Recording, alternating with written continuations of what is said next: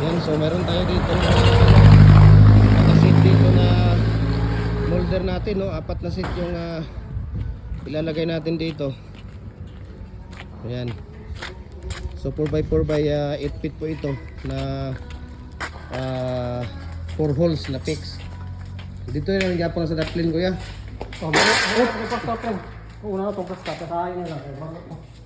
Dandahan, baka mabitong yung ano natin. Ayan.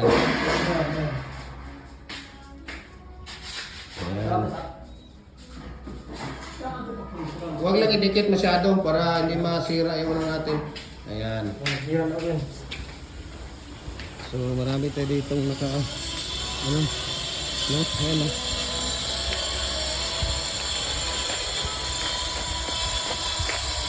So 6 na seat yung nandyan.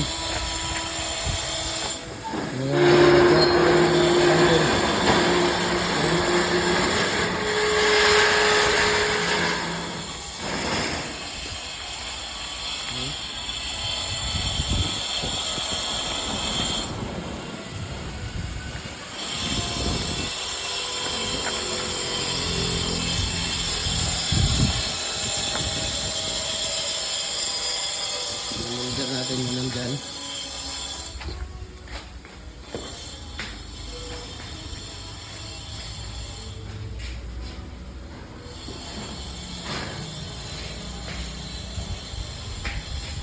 Or patabangan lang ka na din na kuya aron mahuman ba aron makabanlaw niya gabi eh. Dili sa ipakwan si patira diri si kuan ba? Kabangan, surot, para ano ba? Lagi. Para nga. Kana lay humnon dia kay delikado mo guna. Ha? Gani ipatabangan lang to dito kuya liguman kay ugma ra ba magtaod sa glass ugma. Unyang gabi eh magrauta. Alas 9, alas 8, alas 10. Banlawan na to na kami magbanlaw.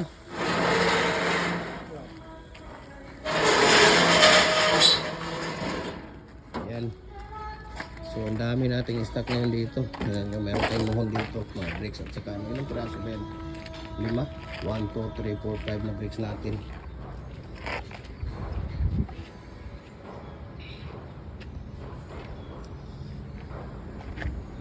So, ayan. For rent po, no? Office for rent po yung ano natin. Building natin. So, matuturnover na natin itong building natin. Glass yung nasa ibabaw at saka roll up yan. Yan yung nasa ibabaw, roll up yan. At saka glass. Meron pang glass dyan i-install bukas.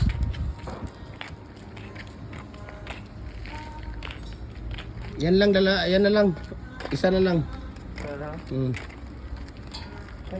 Ay, semua.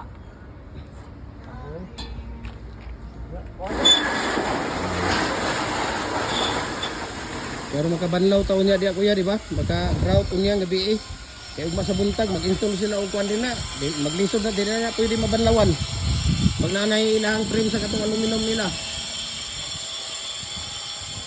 So ito available po tong ano natin, no? Table circular saw natin. Ito po 18 HP. Ayan, complete set po 'yan. So available po 'yan, no? Ayan, available po 'yan siya. Ito po yung complete set natin. Ito naman ay nakabaon yan dito sa amin sa tiles. Itong gagamitin namin dito. Ayan, table saw din 'yan. Okay, maraming salamat. And God bless po sa ating lahat. Ayan.